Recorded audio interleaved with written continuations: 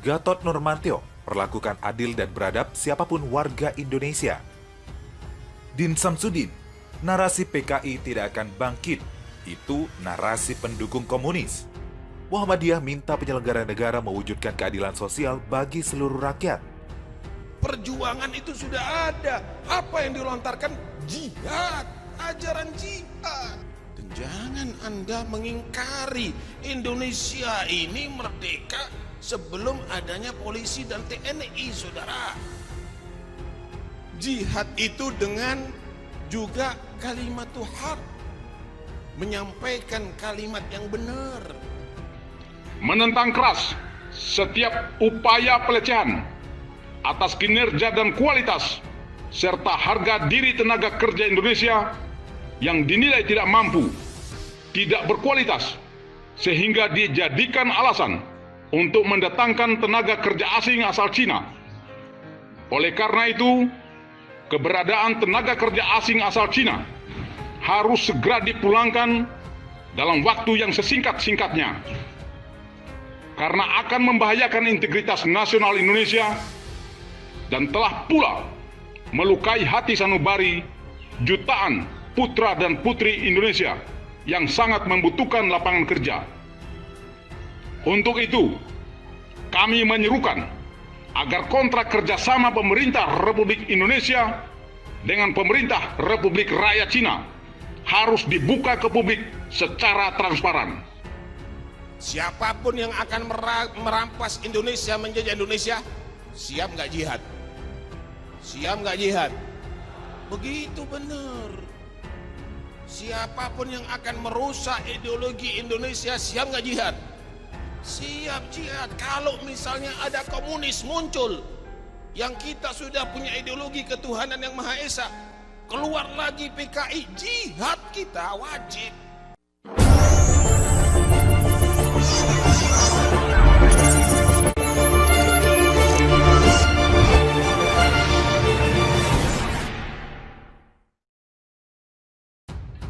Maklumat Serdadu Ekstrimatra Nusantara kepada seluruh bangsa Indonesia untuk mencegah jatuhnya Negara Kesatuan Republik Indonesia ke tangan penjajah. 1. Menyatakan setia kepada Negara Kesatuan Republik Indonesia yang berdasarkan Pancasila dan Undang-Undang Dasar 1945. 2. Menjunjung tinggi harkat dan martabat bangsa Indonesia sebagai bangsa yang merdeka dan berdaulat. Oleh karena itu, menentang setiap upaya intervensi atau campur tangan dari negara manapun dan dengan dalih apapun juga. 3. Menentang keras setiap upaya menghidupkan kembali paham komunisme yang telah dilarang tumbuh dan dikembangkan serta diajarkan di wilayah Negara Kesatuan Republik Indonesia berdasarkan TAP MPRS nomor 25 tahun 1966. 4. Menentang keras setiap upaya pelecehan atas kinerja dan kualitas serta harga diri tenaga kerja Indonesia yang dinilai tidak mampu, tidak berkualitas, sehingga dijadikan alasan untuk mendatangkan tenaga kerja asing asal Cina. Oleh karena itu, keberadaan tenaga kerja asing asal Cina harus segera dipulangkan dalam waktu yang sesingkat-singkatnya, karena akan membahayakan integritas nasional Indonesia dan telah pula melukai hati sanubari jutaan putra dan putri Indonesia yang sangat membutuhkan lapangan kerja. Untuk itu, kami menyerukan agar kontrak kerjasama pemerintah Republik Indonesia dengan pemerintah Republik Rakyat Cina harus dibuka ke publik secara transparan. 5. Menyambut baik adanya gerakan oposisi rakyat Indonesia dalam menentang praktik-praktik kezaliman dan ketidakadilan dalam bidang politik, hukum, dan ekonomi yang secara kasat mata telah dirasakan oleh rakyat Indonesia. 6.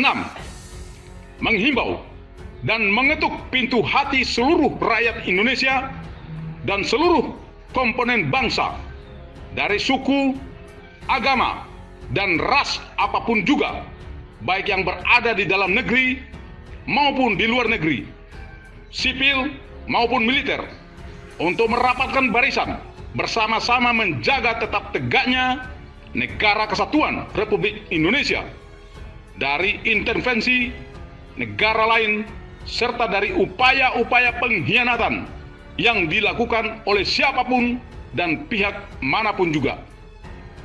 Demikian maklumat Serdadu X Trimatra Nusantara sebagai implementasi dari rasa cinta dan bangga sebagai bangsa Indonesia yang hidup sejajar dengan bangsa-bangsa lainnya di dunia. Kendari, 16 Mei 2020.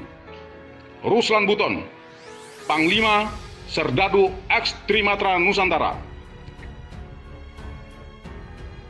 Mantan Panglima TNI Jenderal Purnawirawan Gatot Nurmantio menyatakan Pancasila sejak lahir terbukti menjaga keutuhan bangsa dan negara. Pancasila telah terbukti mampu menjaga negara yang telah melewati aneka ujian dan perjuangan. Saudara-saudaraku sebangsa dan setanah air, hari ini kita bersama berkhidmat pada hari kelahiran dasar negara Pancasila. Dasar negara yang sejak lahirnya terbukti mampu menjaga keutuhan bangsa dan negara ini, melewati aneka ujian kemudian dan sulitnya perjuangan bangsa, kata Gatot melalui akun Instagramnya. Menurut dia, hari kelahiran Pancasila yang diperingati setiap 1 Juni mengingatkan bangsa Indonesia untuk mengukuhkan niat untuk menghayati dan mengamalkan Pancasila dalam keseharian. Mari kita mulai antara lain dengan memperlakukan secara adil dan beradab siapapun warga bangsa Indonesia. Serta mari kita laksanakan untuk keputusan bersama yang diambil melalui proses musyawarah yang dilandasi hikmat kebijaksanaan atau konstitusi atau aturan yang berlaku. Selamat hari lahir Pancasila, tuturnya. Tokoh Muhammadiyah Profesor Din Samsudin menilai narasi komunis atau PKI tidak bangkit lagi adalah narasi yang dihembus oleh para pendukung komunis atau PKI. Narasi itu sengaja dihembuskan untuk meninabobokan para tokoh hingga masyarakat agar tidak membahas persoalan PKI. Saya tahu, terakhir ini banyak narasi, termasuk para cendekiawan, tak terkecuali cendekiawan Muslim yang memberikan argumen. Tidak mungkin komunisme akan bangkit. Tidak mungkin PKI akan bangkit. PKI, komunisme sudah mati. Argumen-argumen semacam itu, walaupun saya tahu argumen semacam itu dihembuskan oleh pendukung komunisme dan PKI, itu dalam rangka meninabobokkan kita dan membuat kita lengah, kata Din dalam diskusi daring komunisme dan arogansi oligarki di balik RUU haluan ideologi Pancasila. Din menjelaskan, komunisme sebagai isme atau ideologi tidak mudah untuk dibunuh. Dia akan terus tumbuh. Ideologi itu akan tumbuh dari generasi ke generasi. Terlebih lagi, jika ideologi itu dalam perjalanan sejarah pernah mengalami antraksi yang fatal. Apalagi dalam perjalanan sejarah ideologi tersebut mengalami kefatalan. Antraksi yang fatal terutama ketika mereka memberontak, ketika mereka melakukan kudeta umpanya, dan kemudian terkalahkan, dibasmikan, terberantaskan, maka secara psikologis sangat mungkin pada diri generasi penerus menyimpan dendam dan kemudian melakukan upaya-upaya untuk balas dendam, ucap Din. Din lalu mengingatkan agar semua pihak tidak lengah dan harus waspada terhadap setiap ideologi yang bertentangan dengan agama dan bertentangan dengan nilai-nilai dasar keindonesiaan, yakni Pancasila dan Undang-Undang Dasar 1945. Sebuah ideologi akan mudah tersebar jika ada dukungan politik, dukungan negara, tutur Din. Dalam rangka memperingati hari lahir Pancasila dan menyikapi rancangan undang-undang tentang haluan ideologi Pancasila yang sedang dalam pembahasan oleh DPR, pimpinan Pusat Muhammadiyah menyampaikan tausiah kebangsaan sebagai partisipasi masyarakat sipil dan tanggung jawab kebangsaan dan kenegaraan organisasi yang melalui para tokohnya berperan penting dalam rumusan dasar negara Pancasila dan negara kesatuan Republik Indonesia. Dalam tausiah kebangsaan tersebut ada sejumlah poin penting. Pertama, bahwa dalam Muktamar ke-47 tahun 2015 di Makassar, Muhammadiyah menetapkan negara Pancasila sebagai Darul Ahdi wa Syahada. Ketua Umum PP Muhammadiyah Haidar Nasir mengatakan, NKRI yang berdasarkan Pancasila adalah bentuk negara yang ideal dan karenanya harus dipertahankan. Muhammadiyah sebagai bagian tak terpisahkan dari masyarakat dan bangsa Indonesia berusaha mewujudkan Indonesia yang berkemajuan sebagaimana amanat pembukaan Undang-Undang Dasar 1945. Kedua, hari lahir Pancasila 1 Juni 1945 ditetapkan melalui keputusan Presiden RI nomor 24 tahun 2016. Penetapan hari lahir Pancasila itu disebutkan untuk melengkapi sejarah ketatanegaraan Indonesia. Karenanya, kelahiran Pancasila 1 Juni, kata Haidar, tidak boleh ditafsirkan lain dan harus tetap menjadi keperluan yang bersifat melengkapi sejarah ketatanegaraan Indonesia, sekaligus menghargai Soekarno yang berperan besar dalam pidatonya di Badan Penyelidik Usaha-Usaha Persiapan Kemerdekaan Indonesia sebagai momentum kelahiran dasar filosofis atau filosofis Grundslag Negara Republik Indonesia. Ketiga, sebagaimana disebutkan dalam pertimbangan keputusan Presiden RI nomor 24 tahun 2016, poin E, rumusan Pancasila sejak tanggal 1 Juni 1945 yang dipidatokan Soekarno, rumusan Piagam Jakarta tanggal 22 Juni 1945 hingga rumusan final tanggal 18 Agustus 1945 adalah satu kesatuan proses lahirnya Pancasila sebagai dasar negara.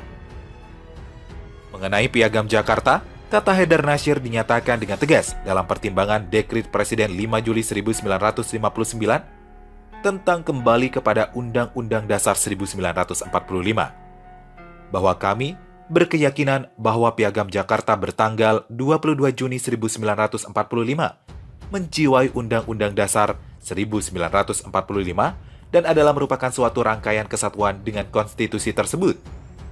Pernyataan bahwa ketiga proses perumusan Pancasila merupakan satu kesatuan juga ditegaskan di dalam buku MPR periode Taufik Kiamas dan semakin jelas dan tegas setelah pemerintah menetapkan tanggal 18 Agustus 1945 sebagai Hari Konstitusi berdasarkan keputusan Presiden nomor 18 tahun 2008.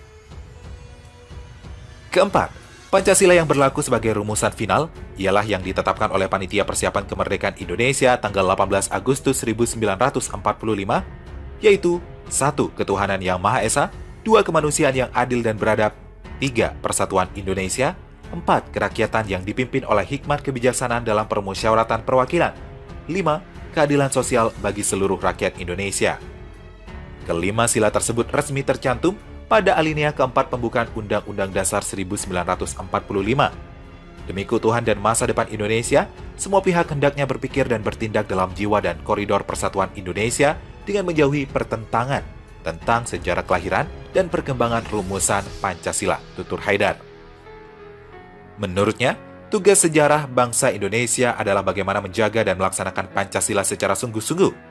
Dalam semua aspek kehidupan berbangsa dan bernegara, semua pihak hendaknya belajar dari pengalaman sejarah bahwa berbagai usaha mengubah rumusan dasar negara Pancasila dan pembukaan Undang-Undang Dasar 1945 menimbulkan kekacauan politik yang merusak persatuan bangsa dan negara. Mengenai rancangan Undang-Undang Haluan Ideologi Pancasila sebagai usul inisiatif DPR yang disusun untuk memperkuat Pancasila, yang rumusannya termaktub dalam pembukaan Undang-Undang Dasar 45 dan agar tidak terdapat isi dan kandungan yang menimbulkan kontroversi baru di tubuh bangsa Indonesia. DPR maupun pemerintah harus betul-betul seksama dalam mendengar dan menerima aspirasi rakyat serta komponen bangsa, serta tidak memaksakan kehendak untuk kepentingan pribadi atau kelompok dengan memanfaatkan kekuasaan dan suara mayoritas di parlemen. Kemajuan bangsa sebagai cita-cita proklamasi akan semakin sulit terwujud apabila penyelenggaraan negara didasarkan atas pendekatan kekuasaan kelompok dengan mengabaikan jiwa kebersamaan, semangat gotong royong, dan nilai-nilai persatuan Indonesia, katanya. Keenam, kepentingan mendesak dan prioritas bagi DPR, pemerintah, lembaga yudikatif, dan seluruh institusi negara dan rakyat saat ini ialah mewujudkan masyarakat Pancasila dengan menerjemahkan dan mengamalkan nilai-nilai Pancasila dalam seluruh aspek kehidupan berbangsa dan bernegara. Saat ini bangsa Indonesia sedang mengalami masalah moral, sosial, dan ekonomi yang sangat serius, terutama kesenjangan sosial yang semakin kasat mata. Masalah tersebut bisa bertambah berat di tengah pandemi COVID-19 yang sampai ini belum dapat diatasi dengan baik, bahkan akan menimbulkan dampak sosial ekonomi yang sangat panjang katanya. Menurut Haidar Nasir, masalah ini tidak boleh dipandang sebelah mata. Karena itu, para penyelenggara negara hendaknya lebih bersungguh-sungguh melaksanakan Pancasila, terutama sila keadilan sosial bagi seluruh rakyat Indonesia. Seluruh energi politik, ekonomi, sosial, intelektual, dan sumber daya semestinya dikerahkan untuk mengimplementasikan Pancasila. Para elit politik dan pejabat negara hendaknya menjadi pelopor dalam mengamalkan Pancasila dan suri tauladan bagi rakyat dalam sikap, perbuatan, dan kehidupan sehari-hari, katanya.